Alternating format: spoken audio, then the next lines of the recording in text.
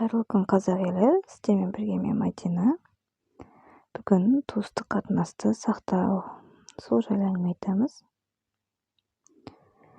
Туыстық қарым-қатынас сақтаудың мұсылман адам үшін мән-мағынасы өте үлкен. Ыбырай Алтынсарин атамыз балаларға берілетін бірінші тәрбие ата-анасын, туған-туысын, жолдасын сыйлауға үйретуден басталады. Демекші, туыс-туғанмен қарым-қатынастың бір әулеті ғана емес, жалпы қоғамдық бірліктің берік болуына ықпалы зор. Қазақ халқы бұндайда туысы бірдің уысы бір. Ағайын тату болса ат көп, абысын тату болса аз көп. Мал қонысын іздейді, ер жігіт туысын іздейді деуді де осыдан шыққан шығар. Алла тағала қасиетті Құранда пенделеріне туысқандық қарым-қатынасты сақтауды бұйырыпты. Негізінде Алла әділетті, игілікті және ағайынға қарайласуды бұйырады, және арсыздықтан, қарсылықтан һәм зорлық көрсетуден тыяды. Сендерге насихат береді, әрине түсінсеңдер деп айтқан.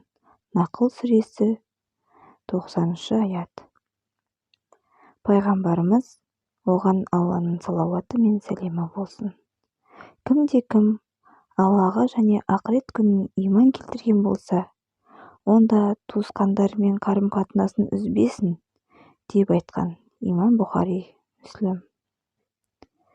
Пайғамбарымыздың, оған Алланың салауаты мен сәлемі болсын. Туыстық қатынасты сақтауды Алла тағала және қиямет күніне иман келтірумен байланыстыруды бұл істің қаншалықты үлкен маңызға ие екендігін көрсетіп тұрған жоқ па? Алла елшісіне алғаш Хира үңгірінде уахи түскеннен кейін сүйікті жары Хадиша анамызға келіп, жүрегін діріл қағып, мені орап тастаңдар деп бұйырады.